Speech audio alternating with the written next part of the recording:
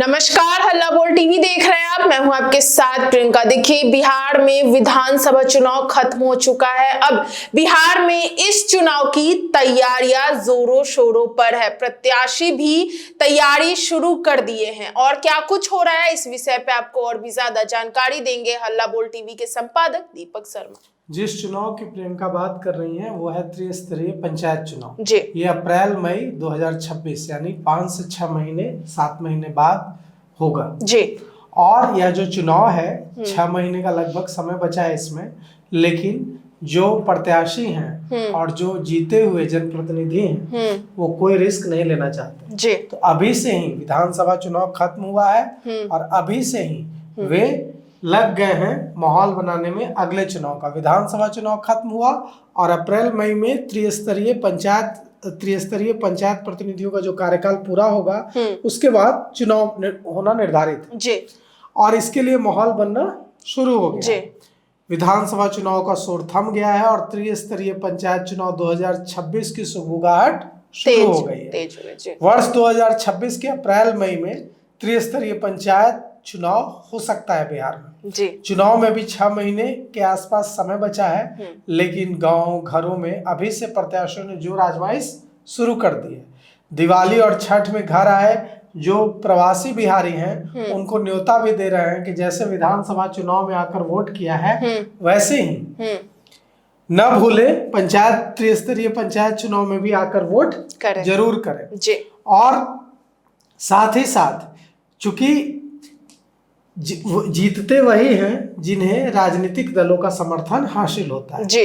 मतलब ये समझ लीजिए कि अगर जो जदयू जिसको समर्थन देगा तो जदयू समर्थित, बीजेपी जिसको समर्थन देगी वो बीजेपी समर्थित, आरजेडी जिसको समर्थन देगा उसको आरजेडी समर्थित, ऐसे करके प्रचार होता है। अच्छा। और एक तरह से आप कह सकते हैं कि पार्टी की बदौलत ही, पार्टी के कैडर के बदौलत ही इसमें भी चुनाव जीतते हैं प्रतिनिधि। जी। तो यह भी कोशिश है कि पार्टी से समर्थित प्रत्याशी होने के लिए जोड़ तोड़ में भिड़ाने का काम भी शुरू हो गया है। और इसके लिए यह कोशिश की जा रही है कि जो विधायक जीते हैं उनसे संबंध बेहतर किया जाए ताकि जब नजदीक आए समय तो पार्टी समर्थित प्रत्याशी घोषित किए जा सके। और इसके लिए अभी से ही जो जीते हुए विधायक हैं जिस क्षेत्र के, उन्हीं की चलेगी ज्यादा, सांसद की चलेगी ज्यादा कि अपने क्षेत्र में कौन कौन उनके प्रतिनिधि चुने जाएंगे, पंचायत स्तरीय प्रतिनिधि जो है।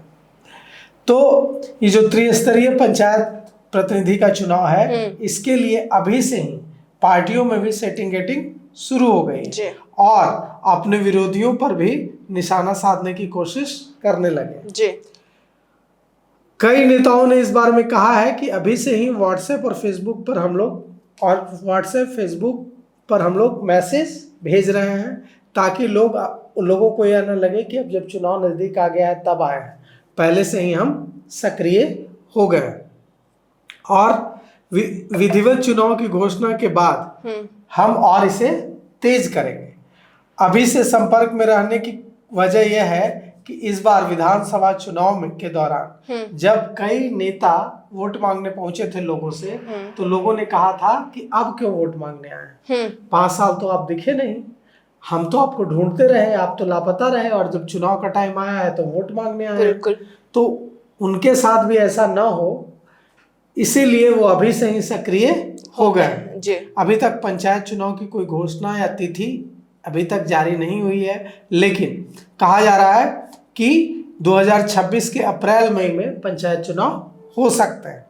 और इसकी अधिसूचना से पहले कई स्तर की तैयारियां करनी होगी। क्या क्या तैयारियां करनी होगी हम आपको जानकारी देते हैं। अभी क्या होगा, दिसंबर जनवरी से मतदाता सूची के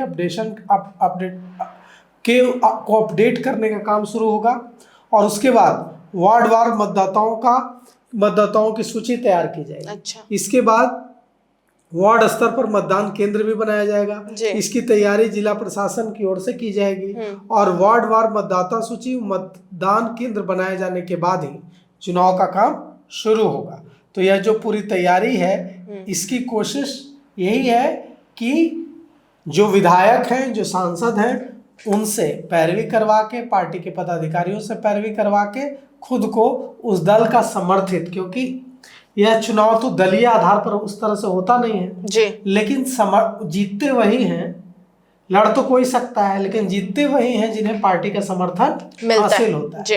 तो पार्टी का समर्थन हासिल हो और पार्टी अपना समर्थित, मतलब जदयू समर्थित, बीजेपी समर्थित, आरजेडी समर्थित, लोजपा समर्थित, दूसरी पार्टियों के जिससे जिसका कनेक्शन है उससे समर्थित प्रत्याशी बनने की होड़ अभी से शुरू हो गई है। तो देखिए यह जो कवायद है, मतलब बिहार में भी खत्म हुआ है और दूसरे चुनाव का शंखनाद बहुत जल्द शुरू होने वाला है। और यह जो चुनाव होता है यह तो विधानसभा चुनाव से भी ज्यादा गर्मजोशी के साथ लड़ा जाता है, क्योंकि इसमें तो एक एक वोट इंपॉर्टेंट होता है। 10 वोटों से हार होती है, 20 वोटों से हार होती है, तो इसमें एक एक वोट इंपॉर्टेंट होता है, इसलिए प्रत्याशियों ने अभी से अपनी पूरी ताकत झोंक दी है। जी। तो सुना आपने कि किस तरीके से बिहार में विधानसभा चुनाव खत्म हो चुका है, अब दूसरे चुनाव की तैयारियां भी बिहार में जोरों शोरों पर आ गई है। हालांकि इन सबको लेकर आपकी क्या राय हमें कमेंट बॉक्स में बताएं। फिलहाल इस पेशकश में इतना ही। आगे की खबर देखने के लिए बने रहे हल्ला बोल टीवी के साथ। धन्यवाद।